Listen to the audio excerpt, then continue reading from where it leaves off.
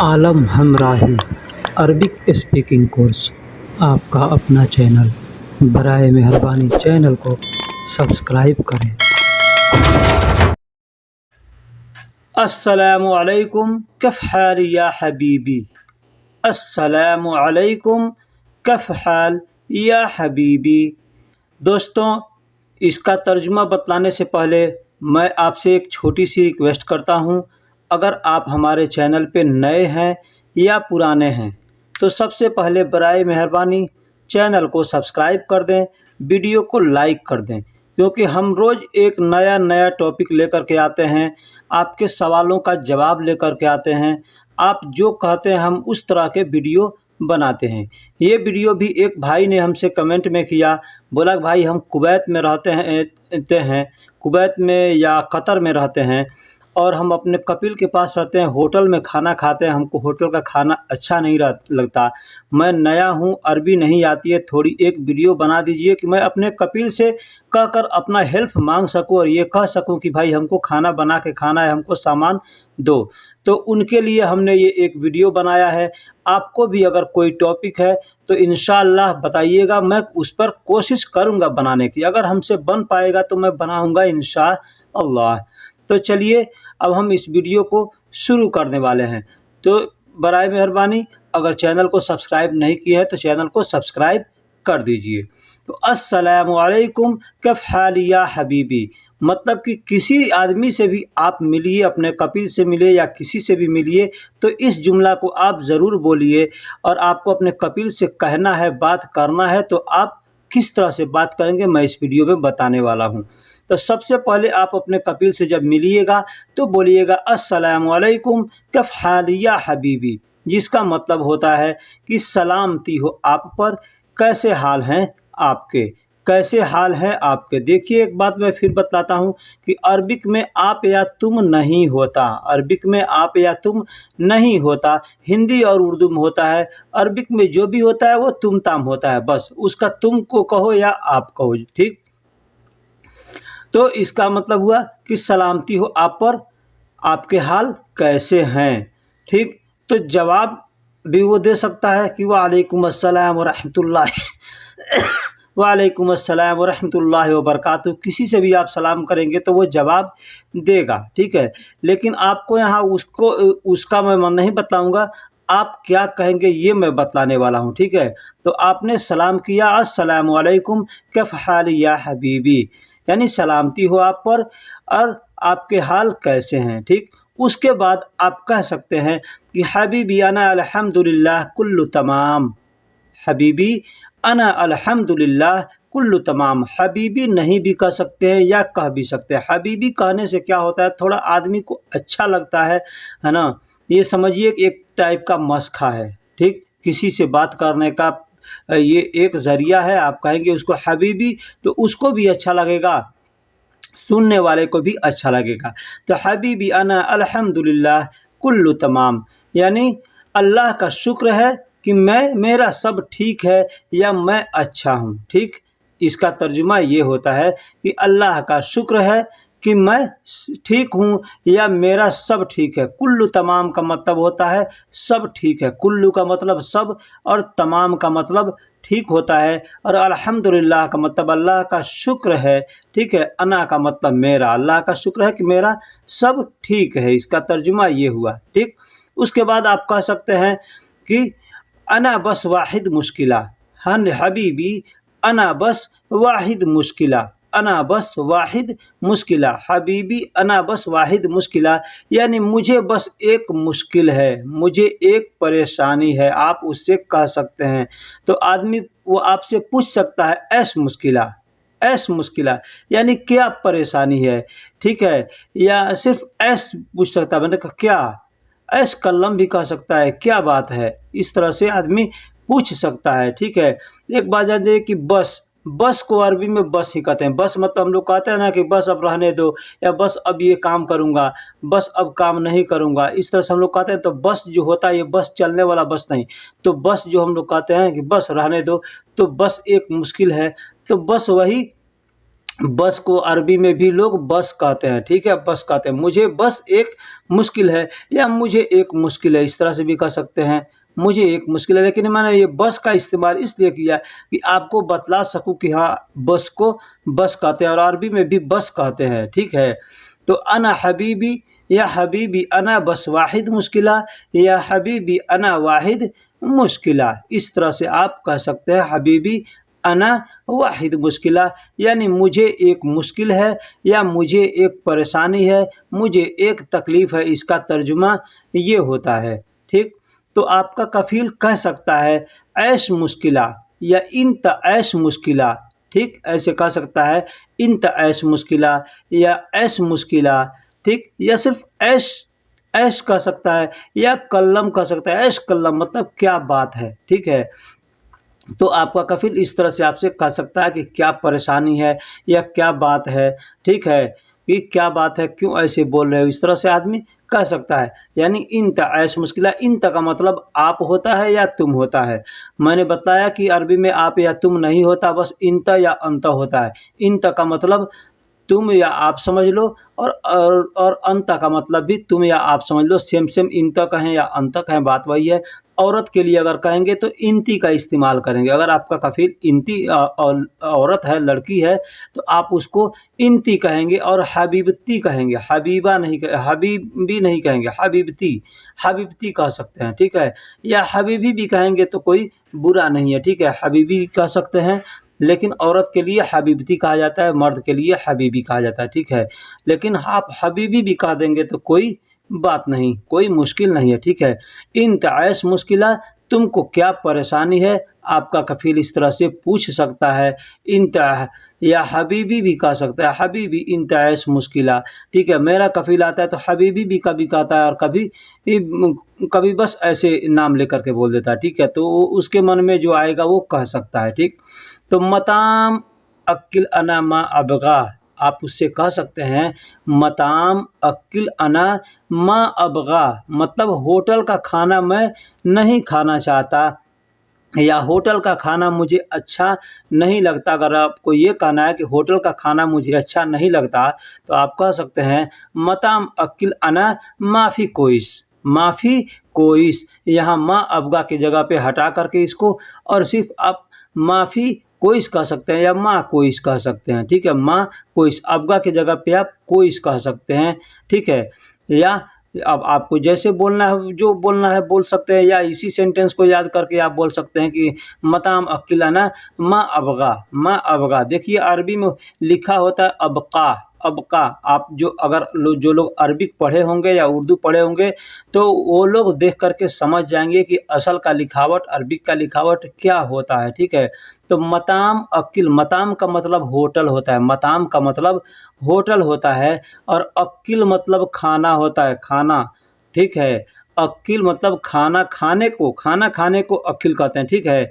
तो अना माँ अबगा, यानी मैं होटल में खाना नहीं चाहता या होटल का खाना नहीं चाहता, ठीक है। इसका मतलब ये होता है मैं होटल का खाना नहीं चाहता, ठीक है। तो या मैं होटल में खाना नहीं चाहता या मुझे होटल का खाना अच्छा नहीं लगता, इस तरह से आप अपने कफ़ील से कह सकते हैं कि अना अक्किल खुद तरतीब अबगा, अना अक्किल खुद खुद तरतीब अबगा। अना का मतलब मैं भी होता है और मेरा भी होता है, ठीक है। तो यहाँ मैं के लिए इस्तेमाल किया गया है। अना अक्किल यानी मैं खाना, है ना। खुद खुद मतलब खुद होता है, जैसे हम लोग भी कहते हैं ना खुद से काम कर लो, तो अरबी में भी खुद होता है, खुद। खुद का मतलब खुद, यानी खुद से, है ना। तरतीब मतलब बनाना, तरतीब का मतलब बनाना। अबगा, अबगा मतलब चाहता हूँ, अबगा मतलब चाहता हूँ। अना अक्किल खुद तरतीब अबगा, यानी मैं खुद से खाना बनाना चाहता हूँ या मैं खुद खाना बनाना चाहता हूँ या मैं खुद बनाकर खाना चाहता हूँ, इसका मतलब ये होता है, ठीक है। अना अक्किल खुद तरतीब अबगा, अबगा, अना अक्किल। यहाँ ये बोलने के लिए आपको सबसे पहले आपको अपने ये छोटे-छोटे लफ्ज़ों को याद करना होगा। जब तक छोटे लफ्ज़ याद नहीं करेंगे, आप बात नहीं कर सकते, नहीं बोल सकते। इसलिए आपको छोटे लफ्ज़ों को बोलना होगा, याद करना होगा और समझना होगा कि भाई ये छोटे लफ्ज़ों का मतलब क्या होता है, ठीक है? छोटे जो हमने भी कोई सेंटेंस कहीं से याद नहीं किया है, ठीक है? छोटे-छोटे लफ्ज़ याद किए हैं, छोटे लफ्ज़ों को जोड़ करके हमने बनाया है और इसी तरह से सब लोग बना करके बोलते हैं, अना आकिल खुद तरतीब अबगा, यानी मैं खुद खाना बनाना चाहता हूँ या खुद खाना बना करके खाना चाहता हूँ, आप अपने कफ़ील से बोल सकते हैं। अना शोए अगरात अबगा, अना शोए अवगरात अबगा, यानी मुझे कुछ सामान चाहिए। अना का मतलब अब यहाँ मुझे के लिए इस्तेमाल किया गया, ठीक है? अना का मतलब मैं होता है, मेरा होता है, ठीक है? या मुझे होता है, ठीक है? इसके लिए इस्तेमाल करते हैं।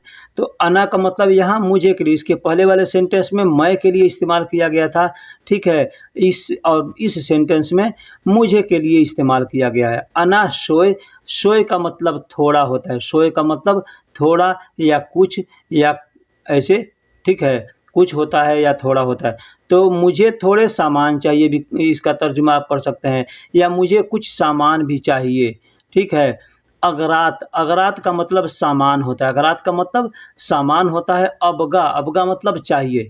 यहाँ एक और बात ध्यान दीजिएगा, अरबी में हमने मता लिखा है, मता, मता अना शोए मता अबगा। मता का मतलब भी सामान होता है और अगरात का मतलब भी सामान होता है। आप सामान भी कह, अगरात भी कह सकते हैं या मता भी कह सकते हैं। एक और चीज़ आप कॉमन ध्यान दीजिएगा कि सामान को अरबी में लोग भी सामान कहते हैं। हमारा जो कफ़ील आता है वो बोलता है कि सामान को सामान ही बोलता है, ठीक है? कि सामान अबगा ऐसे बोलता है, सामान अबगा यानी सामान चाहिए, इस तरह से बोलता है, ठीक है? तो आप भी वैसे बोल सकते हैं। तो अब यहाँ पे हमने कुछ सामान का नाम लिया, जो आपको सामान चाहिए वो आपका पूछ सकता है कि ऐश अबगा यानी क्या चाहिए? ऐश अबगा यानी क्या चाहिए? आपका कफ़ील पूछ सकता है, ऐश अबगा यानी क्या चाहिए? तो आपको सामानों का नाम मालूम रहेगा तो बताएँगे ना। तो सामानों का नाम भी हमने यहाँ दिया है, जो खाना बनाने के काम में आता है। एग्ज़ाम्पल के तौर पे मौक़िद, मौक़िद का मतलब होता है चूल्हा, जिस पे खाना बनाते हैं, तो चूल्हा को मौक़िद कहते हैं और गैस को गाज़ कहते हैं, गैस को गाज़ कहते हैं। तो मौक़िद गाज़ कह सकते हैं, यानी गैस और चूल्हा चाहिए, ठीक है? ईवानी या इना, ईवानी या इना का मतलब होता है बर्तन, बर्तन, ठीक है?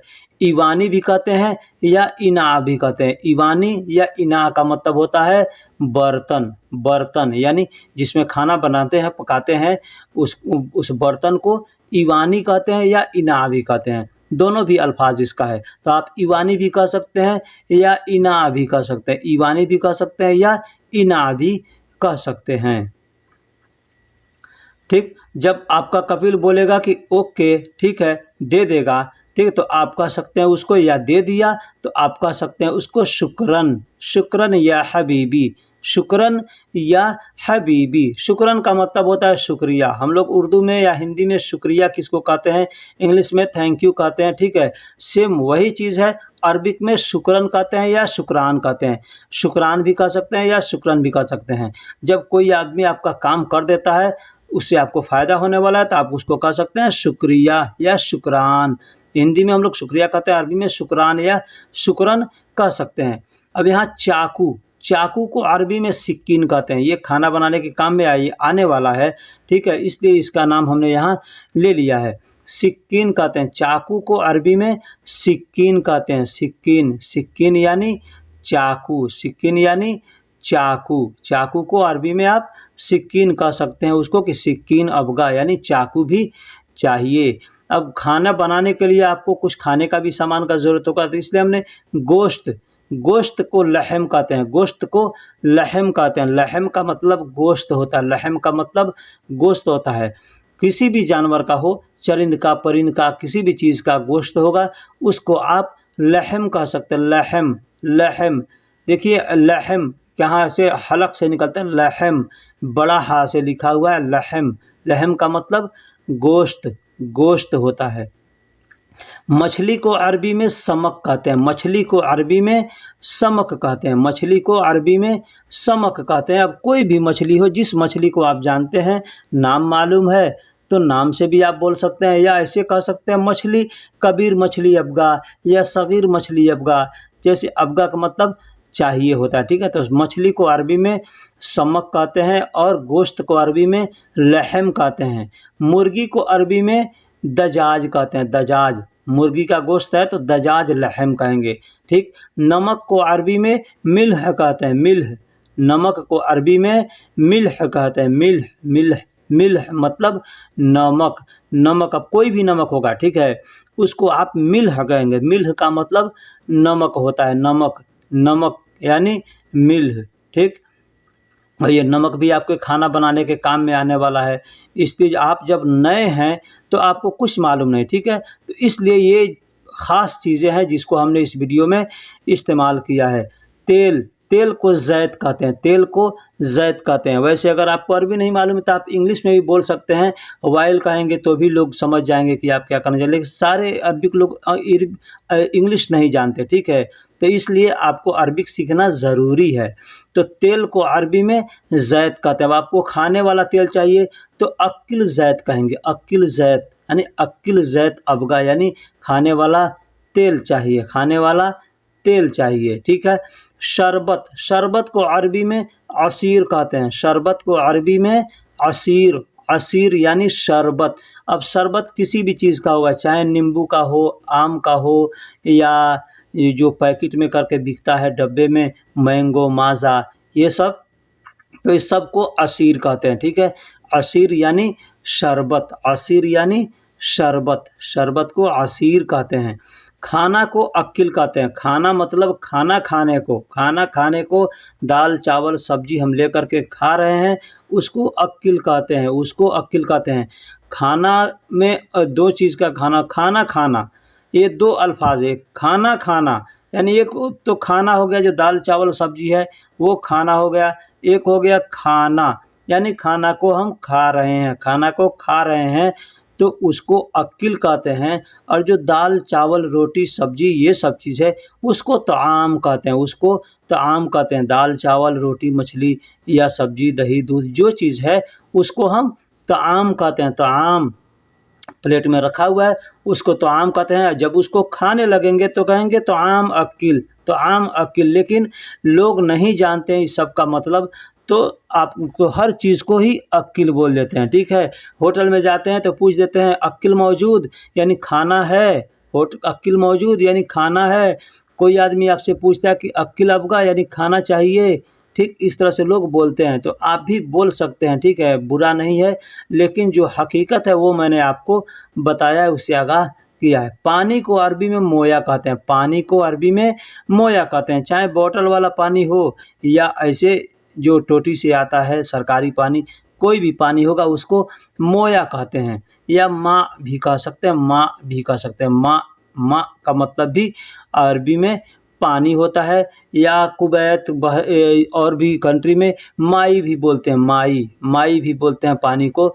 तो माँ भी बोल सकते हैं या माई भी बोल सकते हो। माई नहीं होता है, माँ जो है ना, तो उसी के नीचे अगर लोग ज़ेर लगा देंगे तो माई हो जाएगा, माई, तो उसी को लोग माई कहते हैं। लेकिन माँ होता है वो असल में माँ होता है, उसको माँ भी कह सकते हैं या माउन भी कह सकते हैं या माई भी कह सकते हैं, ठीक है।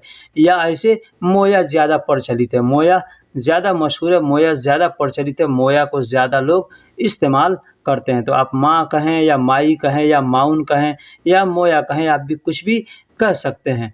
तो दोस्तों वीडियो कैसी लगी आप हमको कमेंट में ज़रूर बताइएगा। फिर मिलते हैं अगले वीडियो में, तब तक के लिए अल्लाह हाफिज़। आलम हमराही अरबिक स्पीकिंग कोर्स, आपका अपना चैनल, बराए मेहरबानी चैनल को सब्सक्राइब करें।